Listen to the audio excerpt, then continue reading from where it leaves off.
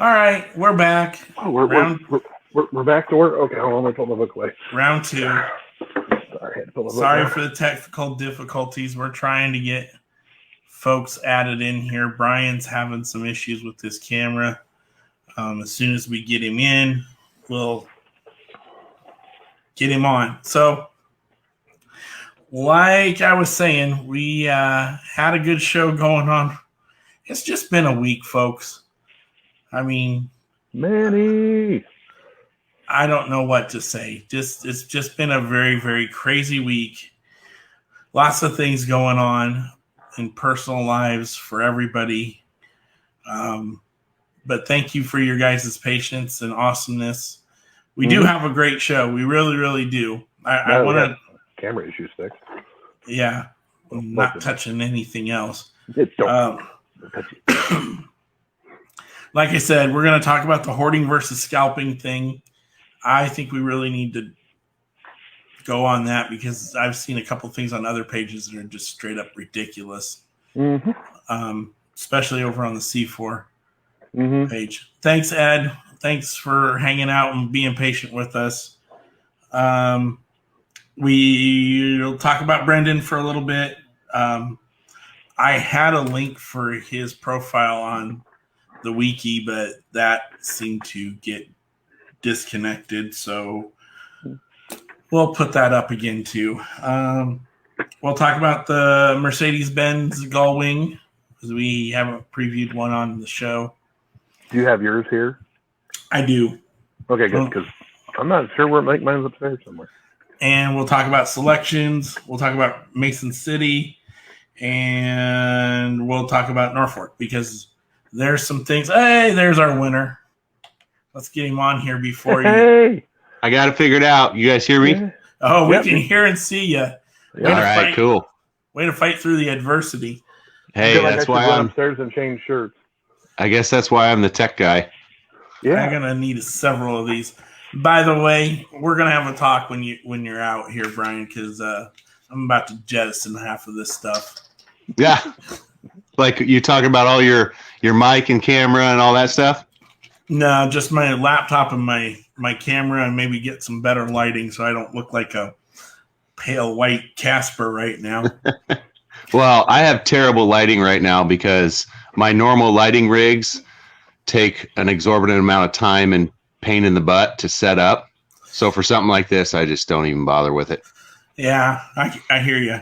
So, I heard you. Did you hear the recap of what we're doing tonight? No, I've been focused on fixing my little camera glitch, and okay, that's so it.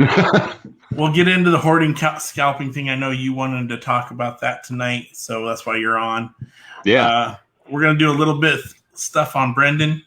We'll do a short little profile. Anything you can fill in is awesome. Yeah. We're going to do the Benz Gull Wing review, selections review for this year. And we'll talk about Mason City and this weekend, which you're a big part of. Yeah. Cool. Okay. Let's kick this pig. Let's tip this cow. Yeah, that's better. 40 coming at you. Hey, let's just get into it. This week on the C4 page and even some on the SJPD page, there was lots of, how do I want to say, empty cardboard. Cardboard. Mm-hmm. And that's just straight up ridiculous and theft. So, just dump bins of stuff like this. Just blisters and cardboard. Cars are all been stolen. Don't mind the background noise. Alicia's in here switching over a load. Hi, Alicia. Hi, Alicia. Everyone says hi. She's running away like a scared mouse. Well, there'll be fresh, clean sheets, so don't worry. Oh, yeah. So, here's the deal. I don't know what's possessing people to do all this nonsense. What are you guys' opinions on it? And everybody out there. I know. Brian, you go first. The same thing that possesses anyone to perform a criminal act. Money. It's in my opinion, it's plain and simple.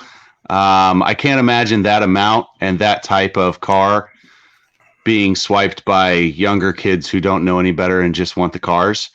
My guess is people see a way that no one's watching, and I can stuff these in my pocket because they're really small when they're not in the package, and then I can hawk them for $3 or $4 a piece. That's the only logical explanation I have. It may not be it, but that's just my opinion. Yeah. Brent, what do you think? I kind of agree with what he said, but I also disagree in the slightest sense because, you stated that kids wouldn't do that. Some of us have dark pasts, and some of us have done stupid things.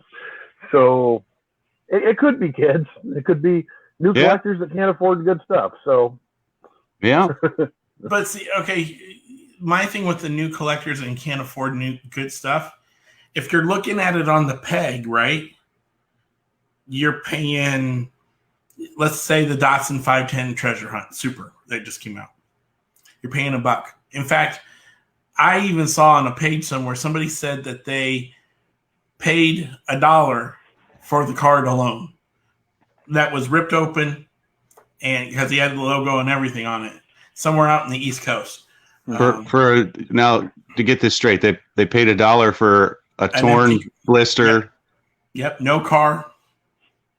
Yep. Yeah. That's like kind of odd. odd. Making, people will buy the Candy Stripers box for $50 to $60 online because if it's a true box, you can put the car back in there, reseal it, as long as it's not damaged, and then you can turn around and sell it for even more. Huh. I've seen boxes a lot on eBay. Albeit dishonest, but yeah, I could see that definitely. And you're right, it is very, very dishonest, but it's something that people do to try to make as much money as they can because it's I can get more for a carded Super than I can for a loose. Yeah. Right. But anymore, the crazy thing is touching on that just briefly. The things that I've seen with the values and what's happened right now, loose value is not as far off of carded value as it used to be, especially when you talk about big ticket items like a candy striper. I mean, yes, it's worth more carded, but it's weird to see that loose values have kind of come up from where they used to be. I mean, it used to be half price across the board, if not less, if it was loose. Now you got guys paying 75, 80% of value for a loose one. Well, I think what's going on is the pandemic. The pandemic has changed all that. Now it's like, I just want to get the car. I don't care if it's on a card or not because I may not be able to get it. So I'm willing to pay extra for it. But, like Mr. Zarnock has said, they're so common now, except for in rare occasions, that it doesn't matter if it's loose or carded. The value is going to be there no matter what. Right. But, the whole hoarding versus scalping thing is where do you draw that line? What is the definition of hoarding and what is the definition of scalping? And I'll tell you, all three of us probably have very similar, but somewhat different too. Yeah. And one thing I want to touch about is what Ken Check just said. So people want to be able to touch them, play with them, roll them around. People are buying these for 10 or 15 bucks. I ripped it open, don't care. And what I think is happening is I think that the younger generation that's coming in and even some of the old school are getting to that point where you've got a wall of boxes over here of cars you can't look at because you can't display them. You look behind Kent and there's thousands of loose cars. Behind me, there's a whole bunch of loose cars. Space versus substance. Exactly. Yeah. You can still have a decent value on a car, but you can also display those cars. Yeah. You see some people's rooms where they've got, their card art is like this. And then you see some people that have card art that's spaced out like this. This takes up a lot of wall space when you're doing it like this because you want to look at the card art. Well, the new card art is a lot nicer to look at than the old card art. because Yeah. I mean, if I can reach it, you know, Stuff old card art Yeah. was all, they were all stock. You know, everything was the same. Yeah. But now it's, I wish I had the regular, but I don't. But it's a different color, so you could put those two next to each other, and you could tell, oh, that's a super. You know. Yeah. The artwork has a lot to do with it nowadays. And I feel like if we're touching on that subject a little bit too, you know, I've learned quite a bit over the years of collecting, and what do I want to say? I've changed or evolved myself in what I collect and how I display it and so on and so forth. Just I feel like I run into a lot of these younger collectors, these new, 5-year and less collectors, that they're still in that early stage that even I was in. They hold on to it on the card mint condition because I feel like they're still chasing the value. They're still chasing that dollar amount, which is fine. There's nothing wrong with that.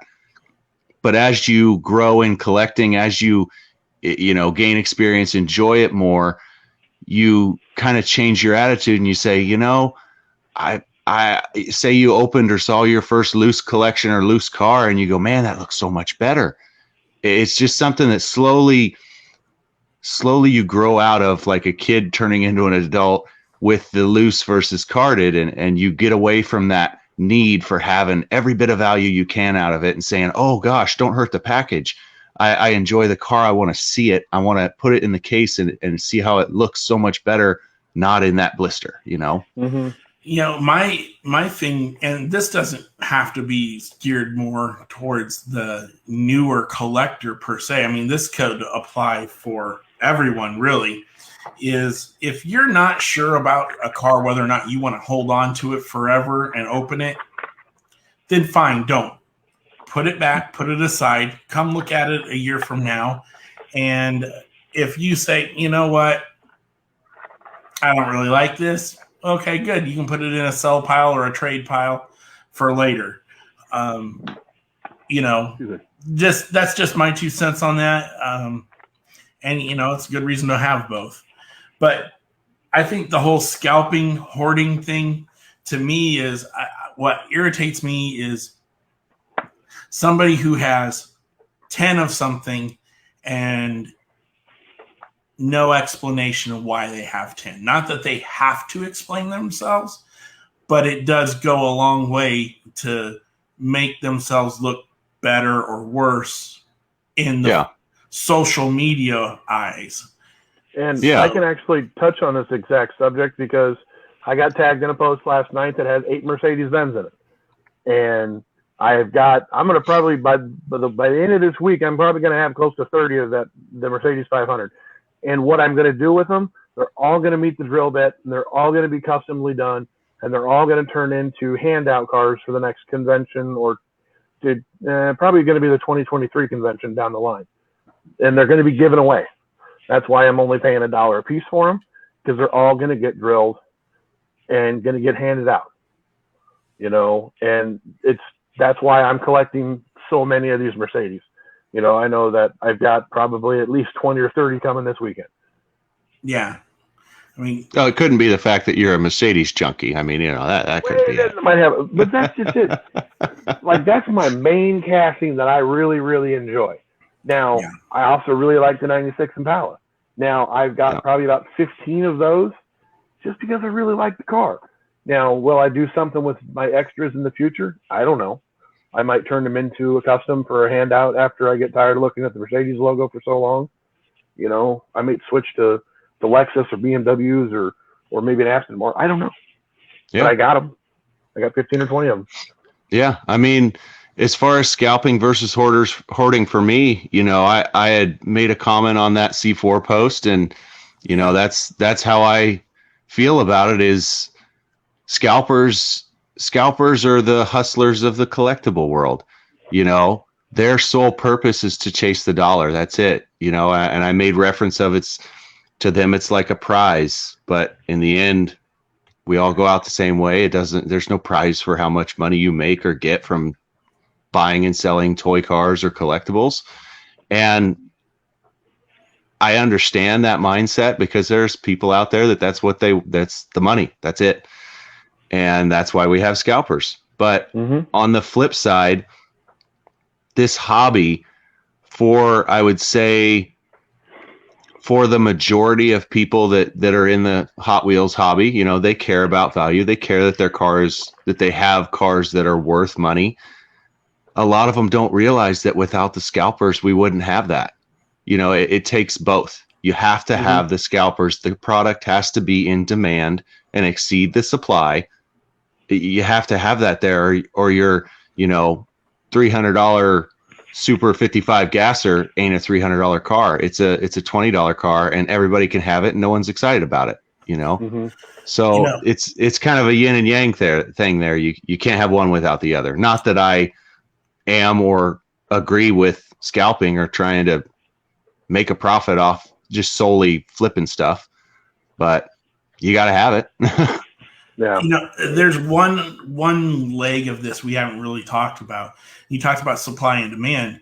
Well, who controls that supply and demand? Mattel. And Mattel and us. You know, Mattel Right. makes a set amount of everything, but the popularity of the release, the casting, the paint scheme, whatever it may be, you know, Gulf livery, gassers, Silverados, and pickup trucks in general, they are more desirable by more collectors. So in a sense, Mattel makes X amount, but we control how popular that's going to be by how many of us want to have it in our collection. exactly. And Mattel, believe it or not, pays attention to those things.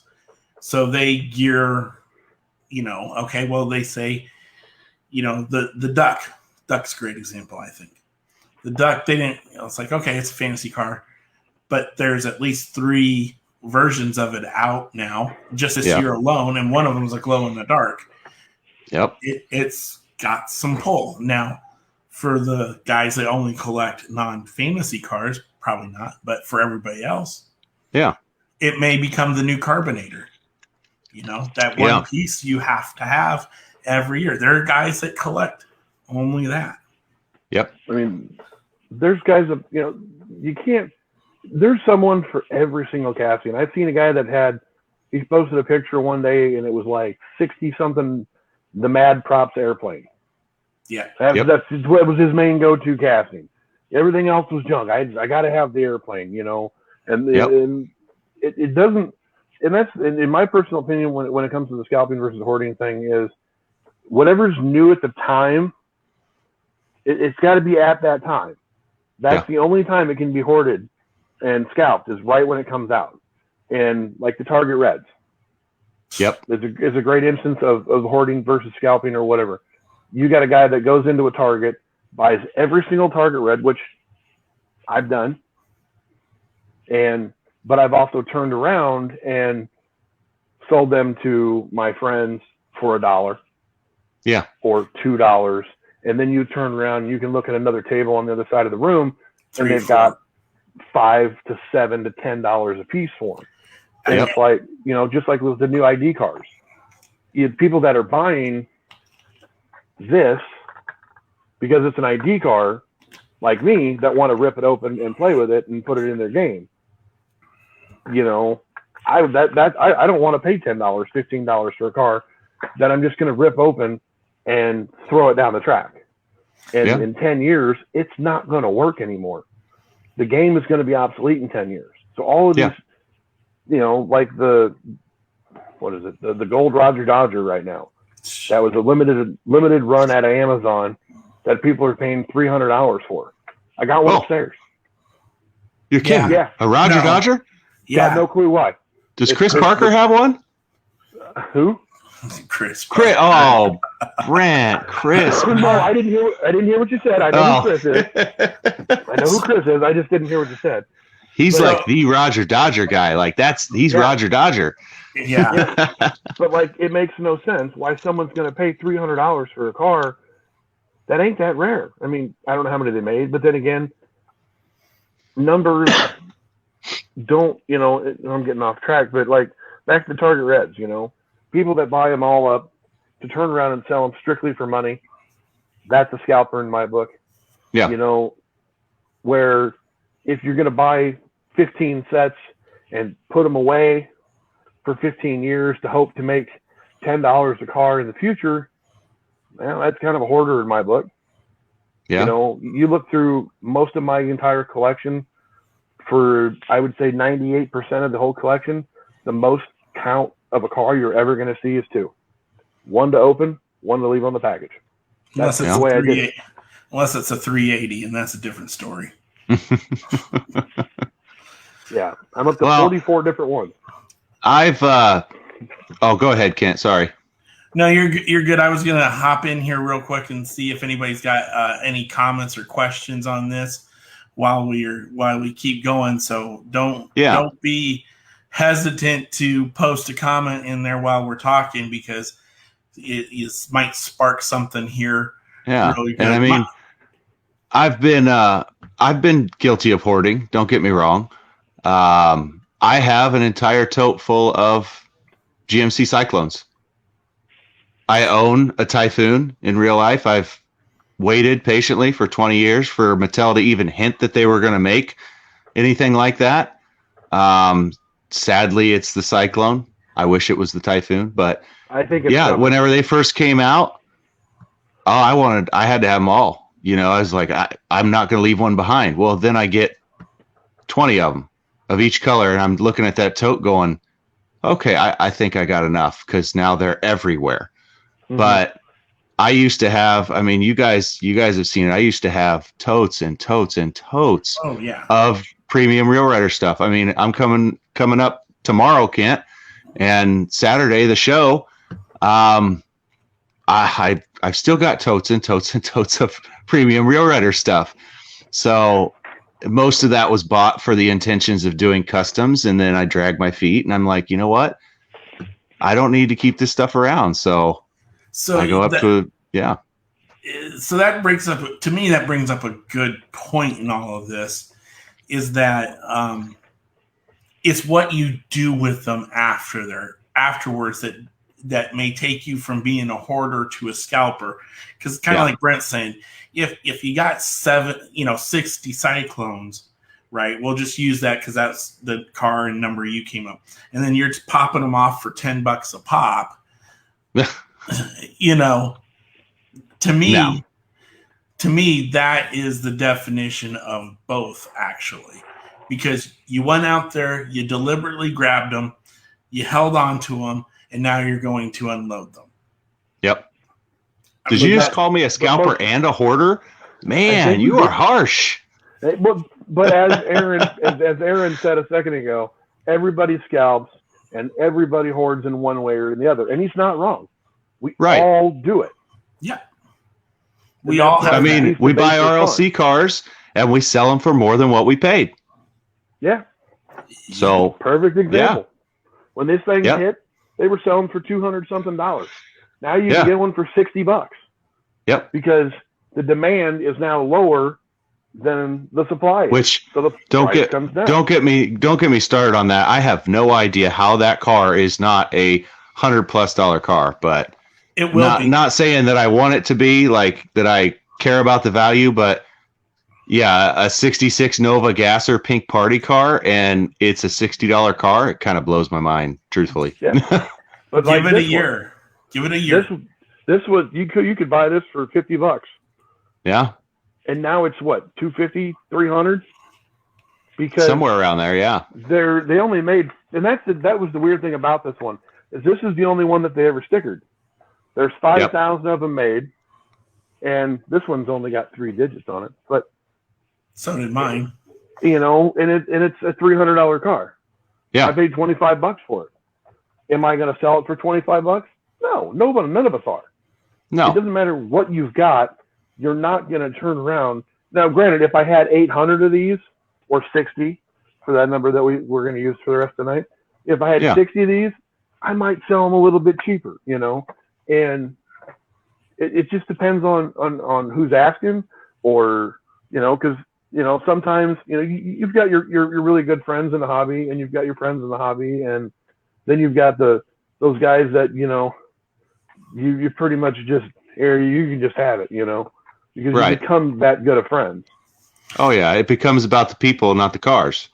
So exactly. Is this Ken again that just said the whole point is to have fun and not do it for money? Is that Ken Shack? No, actually, that's Jesse Smith. Well, Jesse he makes a good point. Yes, Yep. and the other thing that got brought up too is, and I can't remember it right now, but you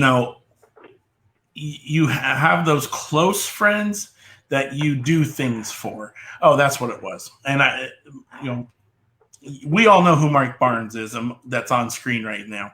Mike and Loaf, who run out of Ohio.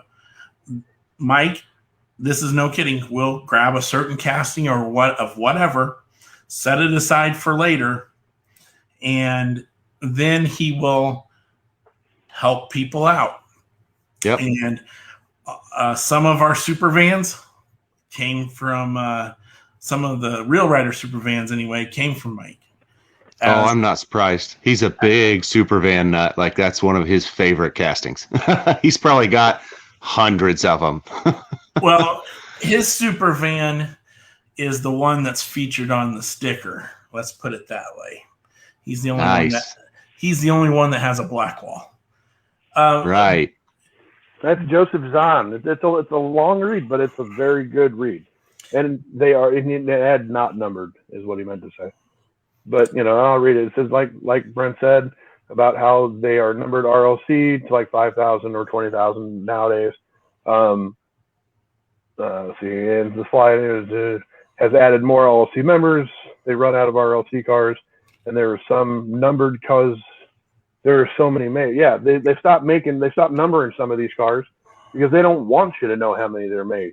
Yep. Another perfect example is I don't know where it did with it. Where over here.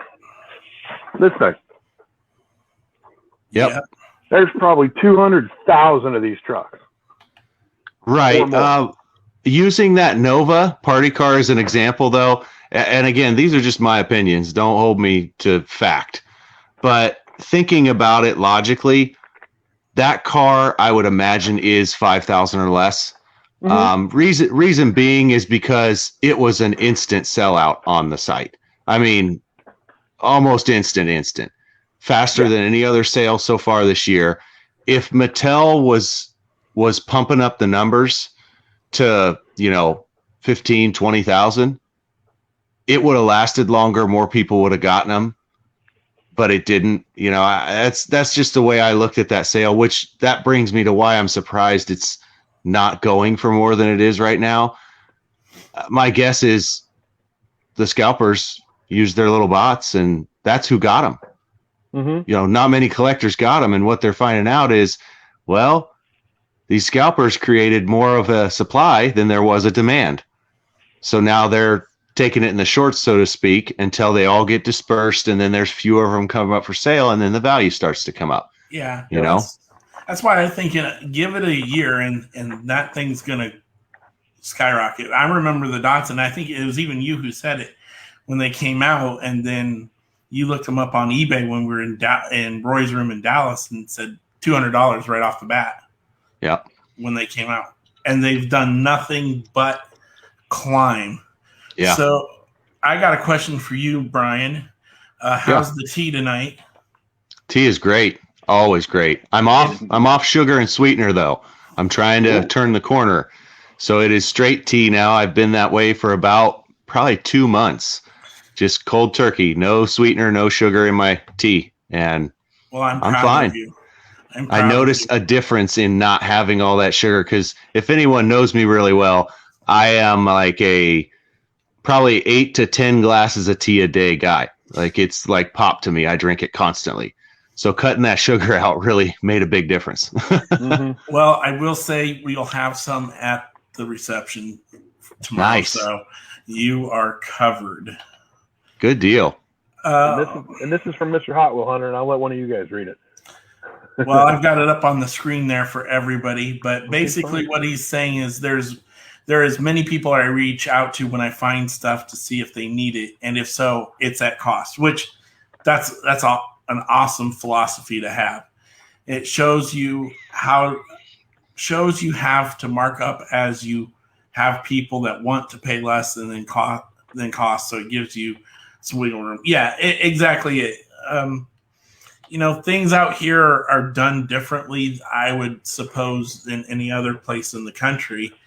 Um, you know, I hate to say this, but money feeds the beast around here, so to speak. Yep. It drives a lot of how the shows run, honestly, and who comes.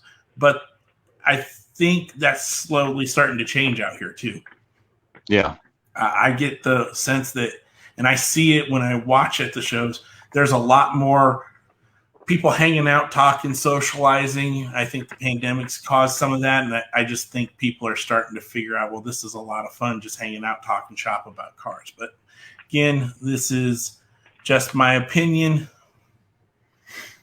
as well. Okay. Anybody else got anything more on the hoarding scalping subject, or we want to? Well, I actually have something that's fresh right before I hopped on here. I got reminded of it. And this might blow things up a bit on the discussion side, but what's everyone's thoughts on companies scalping their own product, like the recent Square Body Syndicate? Yeah, I know it's not Hot Wheels, but Square Body Syndicate had their second release of M2 trucks, and a picture's floating around of eBay username Square Body Syndicate scalping their ultra raw car that they previously said sold out on their site for a ridiculous amount of money above retail, like $200 or $300. Oh yeah, I mean people were bidding on it. It's not like they were asking to buy it now, but just the fact that it makes you wonder: does Mattel or have they ever done anything like that? Because a place like Mattel, we may not even know. They may have other ways of doing this, but would they ever do that on something like a candy striper? The employee goes, "Oh shoot, we got a box of 100 of those sitting in the closet, man. Why don't we start throwing them up on eBay and put $20,000 or more or whatever in our pocket?" Yeah, I think they have, in a way. Yeah, in a roundabout way, I think they have. And you were at the charity auctions in 2018, right? Yeah, I've been at pretty much all of them. Yep. Well, you know what most of the 2018 auctions were about, right? Oh, we found this tray of cars in a Larry's locker. Yeah. I heard that a lot. I mean, the only thing there though is that's for charity. Right. Mattel's not taking any of that and putting in their pocket. But no, I definitely get what you mean about, we just happened to unlock Larry's cage and look at all this stuff that came out. Come on, guys. You guys just wanted to clean house and you used that as, a way to pump up what you gave to charity, which is a good thing. But it's a great promotional idea. Mm-hmm. Jimmy earned his paycheck that day. I'll say that. Oh, yes. That was almost as good as selling $10 air. But another thing would be the collaborations that Mattel's doing with Period Correct and and Period Correct actually a really good one because on the website they sold out in 3 seconds. Well, we found out that if you email them and say, "Hey, I didn't get a set of these. Do you have any more left?" "Yes, we do. Here we go. We'll sell them to you at cost." It's but why didn't you just sell them when they were there? I think what they did was they let the hype kind of wear off. They kind of kept a certain number of them back. So that way, people could maybe get a car for something a little bit cheaper. Hey, thanks for stopping in, guys. Mike. What's going on down in England? How are you doing? Sorry you're a little late. We're just talking about scalping and hoarding. So PJ is out avoiding the noids tonight, as usual. Yeah. Although I heard one of them got him though. Yep, I did hear a noid got him too. So. But yeah, I mean, the Period Cracks, even the Magnus Walkers, the Supreme Haulers, the antisocial social club cars. Yeah. I mean, they're all selling out in nanoseconds. And nobody can get them, and then they go to the secondary market where you're paying $300 or $400 for them. And the very first release of the Period Correct, apparently they made 750 of them, is the rumor, and that car is north of $1,300, $1,000, somewhere around in there now. I haven't looked it up lately, but you know, it's $1,000, $1,300 car. I bought mine for $26. Yep. You know, am I going to turn around and sell it for $26? No.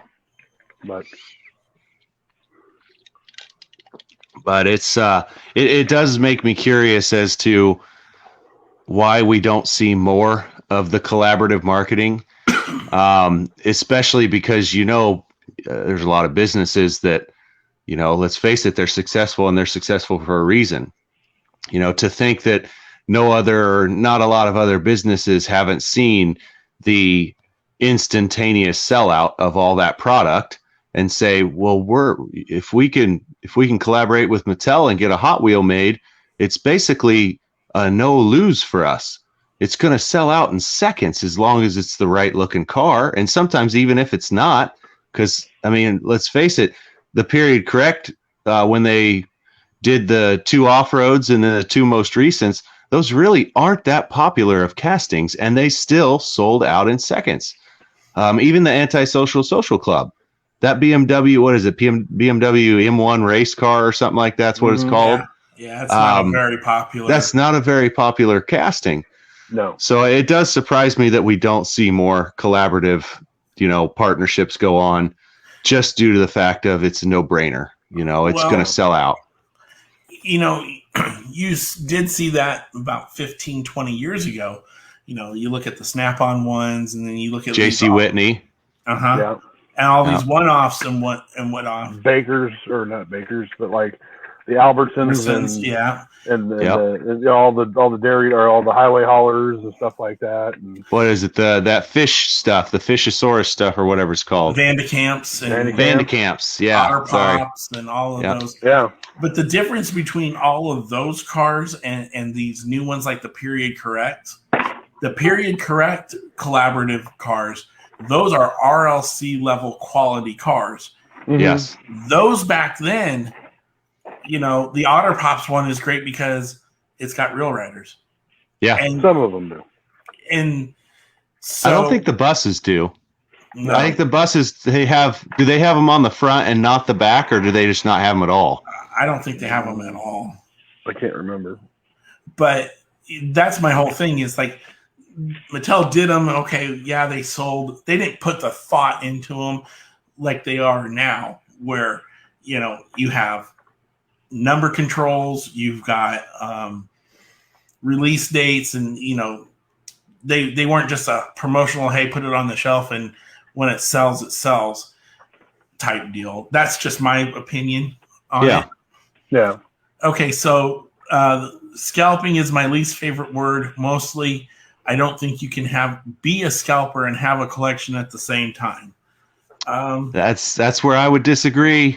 Mm-hmm. I mean, I'm not going to name names, but we all see the countless people and groups that are known to be in it for the money, but yet they have this collection behind them every time, and they always talk, well, I'm a collector. I just, you know, I try to offset what I spend and what I buy, you know, by selling these. And it's like, I'm sorry, bud, you're not fooling anyone.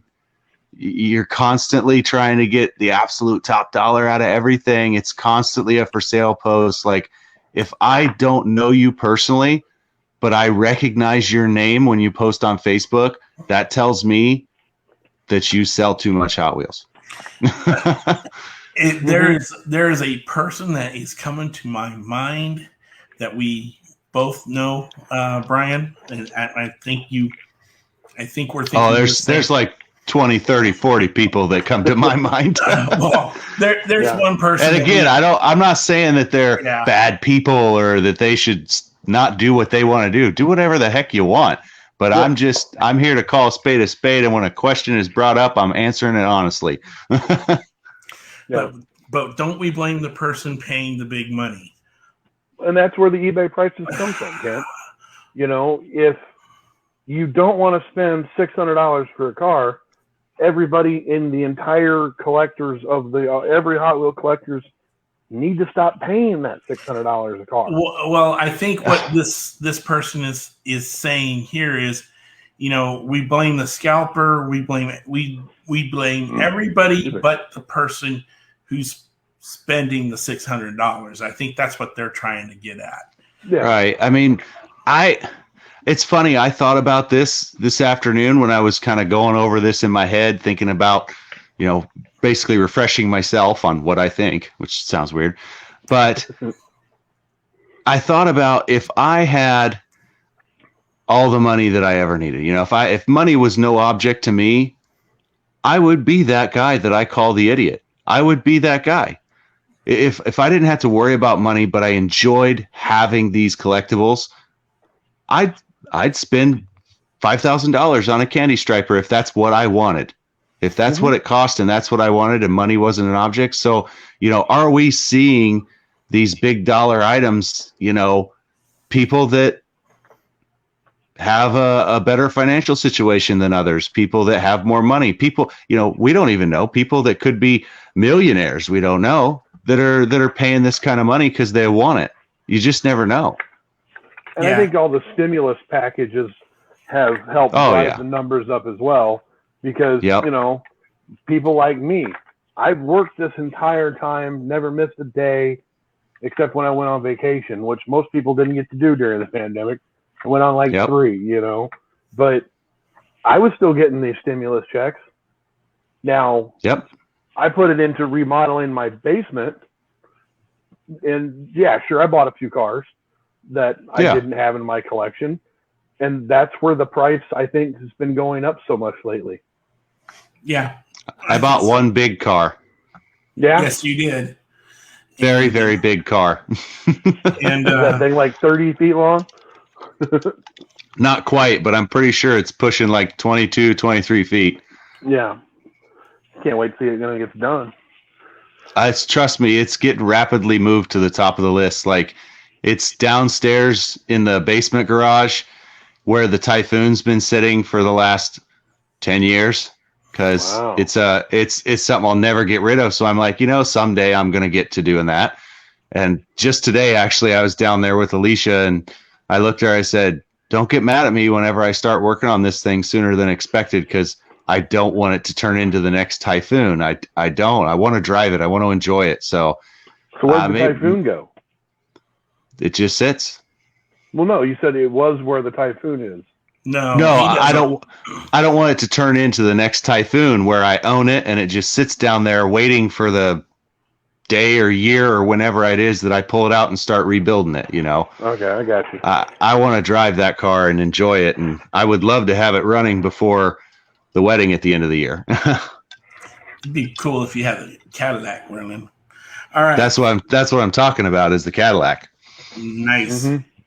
Yeah, I can't take the Dakota with me tomorrow. She don't like riding in it, so we gotta take the Acadia. All right, so let's switch topics here a little bit, and I want to talk about probably one of the most prolific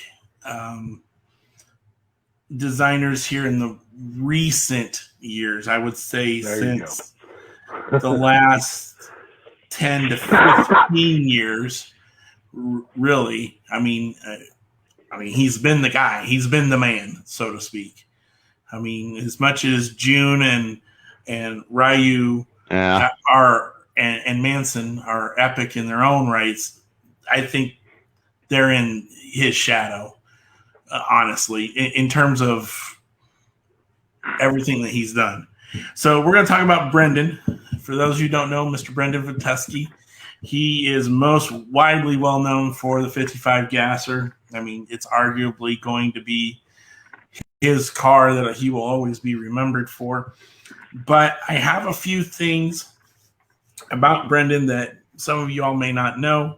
First, he started in 2007 at Mattel, where he worked on the track and play set designs. That's where he actually started. He didn't really, go out and make me a gasser. He wasn't there.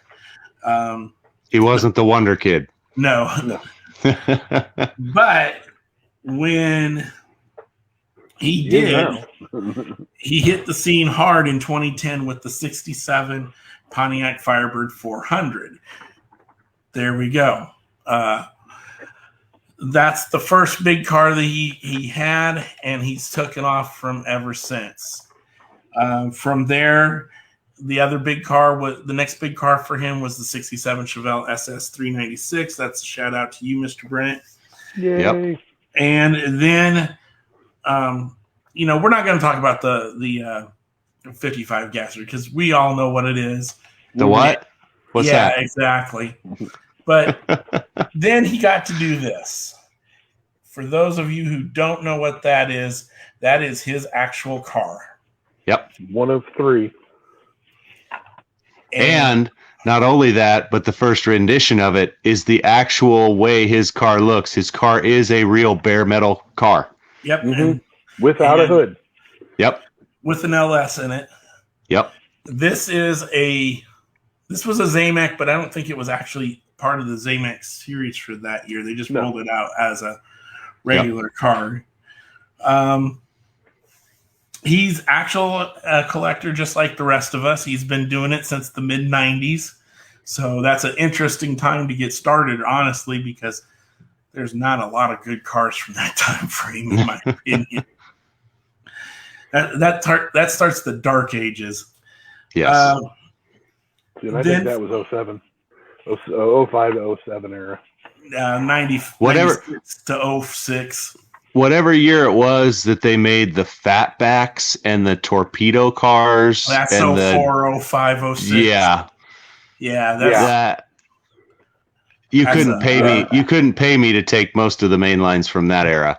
That's actually when I quit collecting for a short period of time. I think a lot of people went into hiding then.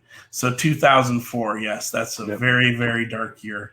So on top of that, let's see what else he's done. He is the lead designer for monster trucks, and here is one monster truck that he has done. Yep. This is a very cool one in my opinion.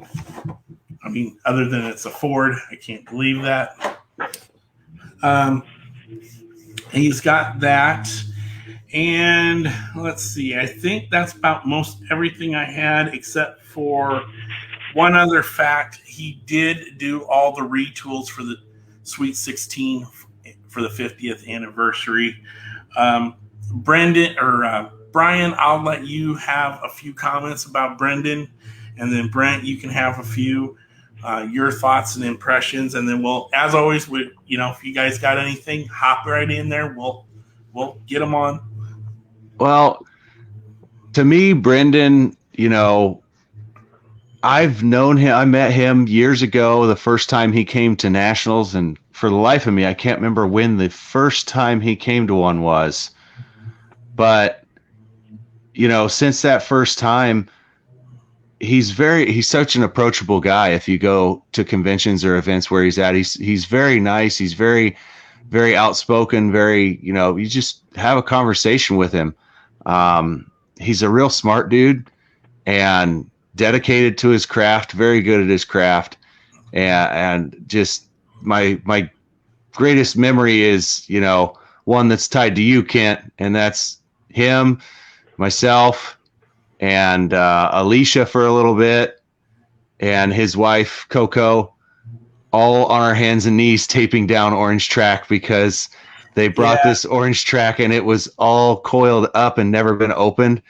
So naturally it didn't want to stay straight. And we're there meticulously, taping it to the carpet in the hotel. And not only that, but you had to crease along the sides of the Orange Track to make sure the car didn't hit it and go flying off. But just those moments right there, for me as a collector are pretty cool. A guy that produces the toys that I enjoy collecting, and we're side by side taping Orange Track down on a carpet, just cool, fun stuff. He's a really good guy, really, really nice guy to talk with, to just have a random conversation with. I remember there's a lot of things about that particular moment that I remember. Most important thing being the word yes. Yeah. But I remember Coco being on her, like you said, hands and knees, and she had imprints on her knees actually from the track. I can remember Greg and putting chairs and using pizza boxes to hold the stick together. And then, David Rice coming big with the masking tape to hold the ring in place. But to me, why Brendon is so important to me and so a big part of my Hot Wheels experience is he didn't have to do that. No. He was just there as a pizza night, and Roy goes, "Hey, watch this," and he goes, "Oh, I want to be a part of that." Yep. So that's how that all happened, and I think Brendon said that in LA, his favorite car, not done by him, was the pedal driver. Yeah. And it's for that reason, because it's a memory that got created because of it. The other thing I had, he's only done 3 fantasy castings. This is one of them. That is the Mountain Mauler. The other one is the best one, I think, the Gotta Go. Yeah. Toilet. Yeah. Did he do the roller toaster? No. The other one is the Highway Hauler 2.0. Okay. The second Highway Haulers. That's the other one that I saw that he was made for. But Brent, what's your memory or best thing that you remember about Brendon? The one thing I really like about him is, he's very down to earth. I met him at 18 in LA, and during that line during the autograph session line, is when he brought it up to, it was Ryu's the one that did the. So I mean, him and Ryu were sitting next to each other, and he's like, "This is the guy, and that was a really cool thing. And then just the fact that, when he came out in 18, I mean, I've got video. I know Kent's got video of Brendon just starting the Firebird, and then he gets in it and he revs the hell out of it, and it's kind of in an underground parking garage. This thing, it's echoing like crazy, and he just drives up the ramp and leaves, and then he comes back the next day with the same car, and that car was turned into a Hot Wheel. And the 84 Firebird, that was released a couple of years ago, the red one, that's one of Brendon's as well, and he actually owned that car at one point in his life, and that's why that one was made. And he built the 55. I don't know why he wanted why he designed the 55, but it took off. But he has since he's almost done completing a real 55 gasser, which will be coming out soon or later. I don't know when, and I've seen it in 2 different paint schemes, so there's a possibility that it could be one of the next supers. And that'd be interesting. I hope it's not. I really, really hope it's not, because it'll be untouchable, Yeah.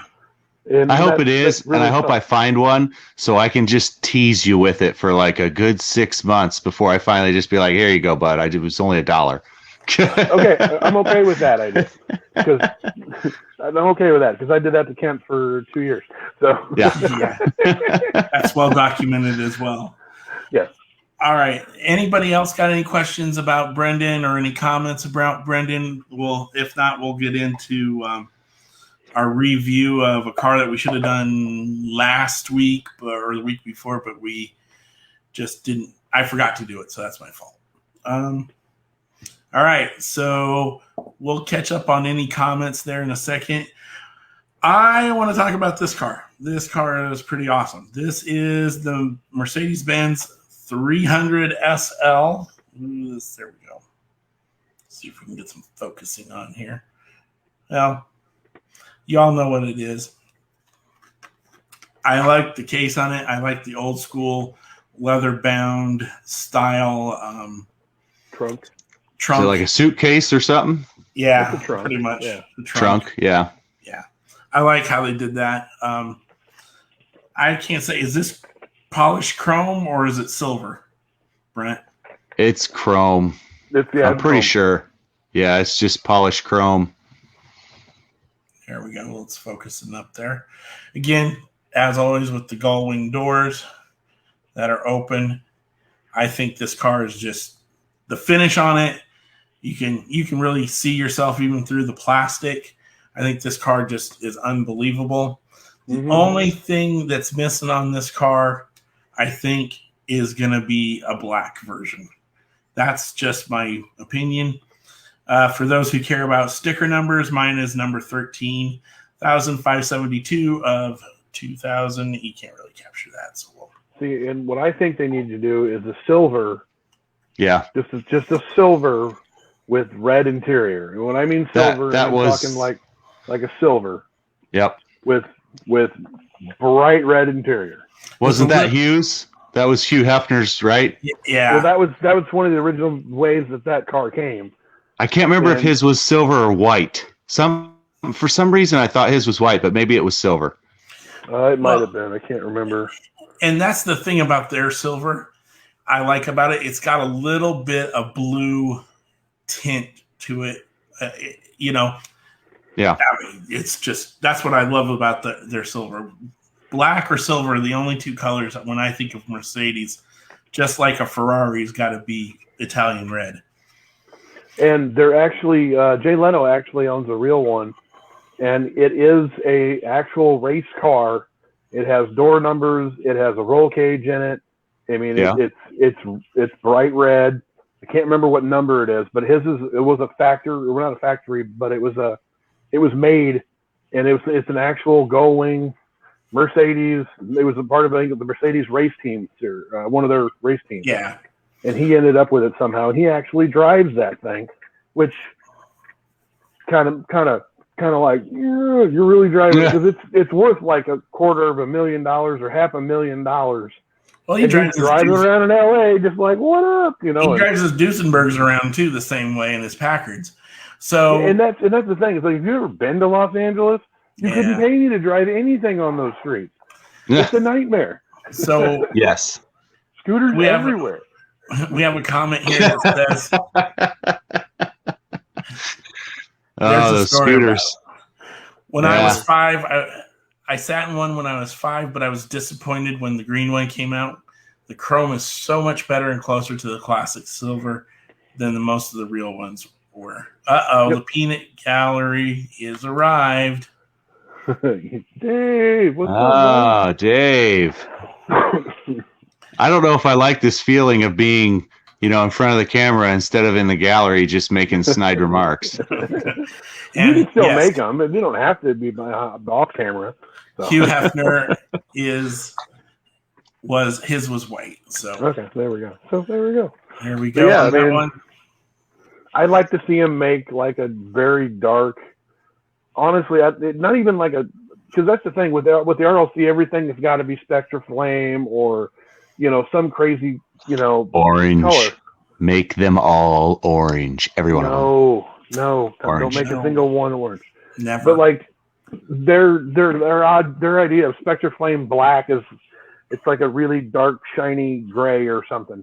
Just honestly, I want to see a pearlescent black, or even just a regular jet black, just a gloss black, something, like black, no flake, nothing else on it, just black, and then do red interior with something like that, with some nice chrome rims on it, or even have a chrome outer with a black center.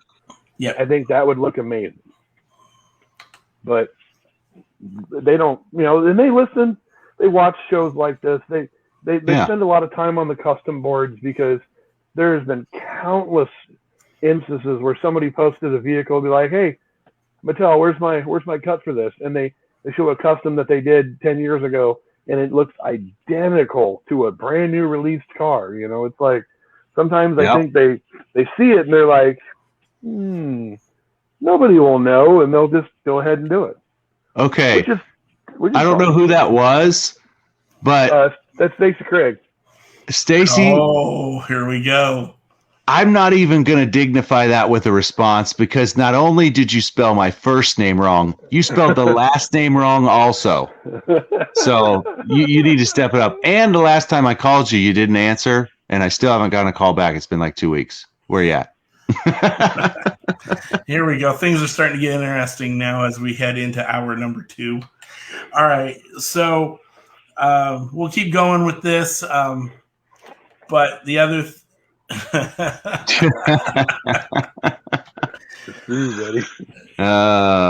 So what a character! This year's selection car is a 67 or 69? 69. 69 C10. 69 dumped C10, laying frame in the weeds. That's the way it should be. Yeah, so I agree. This is the 63 Studebaker Champ. The reason why I pulled this down is stupid reflection. It looks better whenever it's open. We had that discussion. Take the lid off. Those lids just pop off. Yeah, but you got to be careful with them little plastic tabs. Like I've broken a couple of them. That's why I don't want to do that. But anyway, the point I used for this car was that the paint scheme, the paint color, the graphics on it are very similar to what you're going to see on the C10. So, and that was the main reason why I got that car out. The color, the graphics on it are pretty close to it. And that's what I wanted to show you guys. It won't have the neoclassic wheels on it. I think it's got like 5-spoke Kragers on it. It's got black smoked 5-spoke Kragers on it. Yep. Which, I mean, it looks great. Don't get me wrong, but I don't know. With the way they did it, the black chrome rims on it, I just went with I said a twang there. I said rims. I don't think they needed. I said Niner. Yeah, exactly. I don't think he's gonna head out in the country too long. But I don't think that I don't think it needed the black chrome rims. I know that's what was voted on, and that's fine. But to do a dark, the oxblood dark red, and then have the white roof on it, and then just have these black wheels. I don't know. I think if they had just done some chrome, I think it would have looked really cool. Super Mike, what's going on? Oh, Super Mike. I think that the Mattel has done a fantastic job with the adjustable suspension on it. Mm-hmm. Knocked it out of the park exactly how it should look, lifted or lowered, like stock height to lowered. It looks really good. If Mattel or anybody at Mattel is listening, start working on some variety of wheels that will fit that suspension that you put under there. So we don't keep getting the exact same wheels every time. Yeah. And for what it's worth, make some large steel wheels with little small profile tires, because that's what those trucks look great on. Yep. On the ground with big smooth steelies, rubber band tires. Do it. I think Mattel pays attention to the Hot Wheels customizers and collectors page, because that is an official Mattel page, and there's a lot of stuff that's come out of that page that looks really familiar. That's what I was saying earlier. It happened, Okay. Yeah, I mean, I sorry to cut you off there. Go ahead. No, I was just going to say, I mean, the designers, they can come up with a lot, and we'll give them credit till the sun comes down. But when you've done the same, we'll use the Bone Shaker, for instance. You've done that same car 100+ times. It starts to get to the point where, like, what do we do now? You know what would be really cool? Ideas. You know what? They need to call me then. They need to put me on the payroll. Okay, I can be bought for cheap as long as I can just do what I want and crank out ideas. Here's one for you. The Men in Black car after you hit the red button. How cool would that be? When the LTD is all changed over to its high-speed mode with the big jet engines in the back, make that die cast. Everyone would love it. Yes. Look, they already got jet engines. Yeah. Here's another thing. There's the turbo. Mashups. Do some mashups. Can you work out with your licensors how awesome it'd be to have a Mattel official 83 Silverado Back to the Future car? Oh, good Lord. How about an 83 Silverado Ecto car? Just do some mashups. Yeah.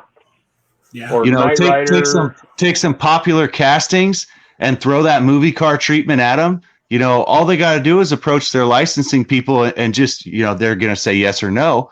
But I'm here to tell you from a collector's standpoint, everyone and their dog would want a mashup car. I think the closest Hollywood car that they could get their hands on and really wouldn't take much would be doing the Fall Guy.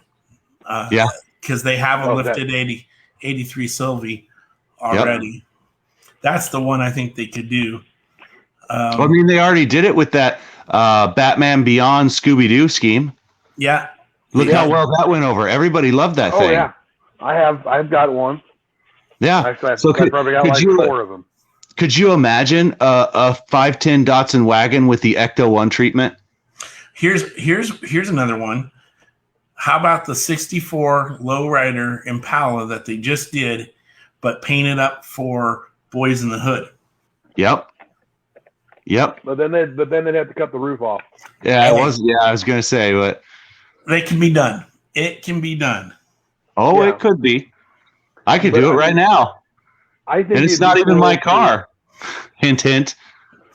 I think it'd be cool to see something like, you know, take that Impala frame and put it on something like this.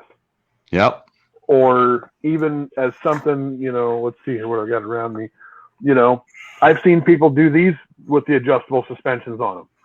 Yep. The adjustable suspensions you could put on anything and throw candy paint on them and just rocket ship them all over the country, and people would be eating them up.